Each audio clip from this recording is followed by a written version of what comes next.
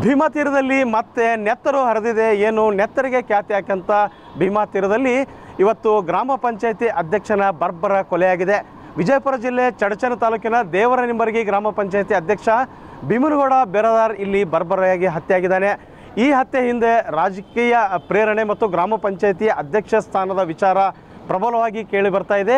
ಅದರ ಆಚೆ ಭೀಮನಗೌಡ ಗ್ರಾಮದಲ್ಲಿ ಹೇಗಿದ್ದ, ಆತ ಜನರ ಜೊತೆ ಹೇಗೆಲ್ಲ ನಡ್ಕೊಳ್ತಾ ಇದ್ದ, ಆತೇನಾದರೂ ಉತ್ತಮವಾದಂಥ ಕಾರ್ಯಗಳನ್ನು ಮಾಡ್ತಾ ಇದ್ದ ಇಲ್ವಾ ಅನ್ನೋದನ್ನು ಮಾತಾಡ್ಸೋಕ್ಕೆ ಇಲ್ಲ ಈ ಗ್ರಾಮಸ್ಥರು ಇಲ್ಲಿ ಸೇರಿದ್ದಾರೆ. ಮರಣೋತ್ತರ ಪರೀಕ್ಷೆಗಾಗಿ ಏನು ಶವಾಗಾರಕ್ಕೆ ಭೀಮನಗೌಡನ ಶವ ತಂದಿದ್ದಾರೆ. ಇಲ್ಲಿ ಜನರು ಸೇರಿದ್ದಾರೆ, ಅವ್ರನ್ನ ಮಾತಾಡಿಸ್ತೀವಿ. ಗ್ರಾಮದಲ್ಲಿ ಭೀಮನಗೌಡ ಹೇಗಿದ್ರು? ಭೀಮನಗೌಡದ್ರು ಒಂದು ಟೈಪ್ ದೇವರು, ನಮ್ಮಲ್ಲಿ ಬಲಭೀಮ್ ದೇವರು ಅದನ.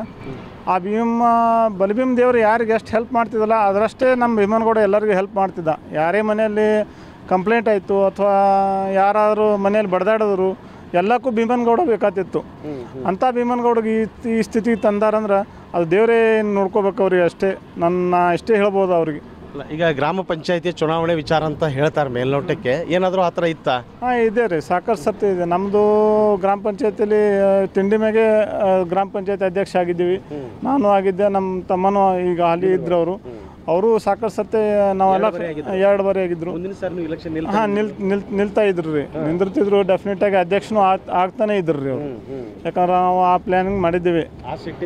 ಹಾಂ ರೀ ಹಾಂ ರೀ.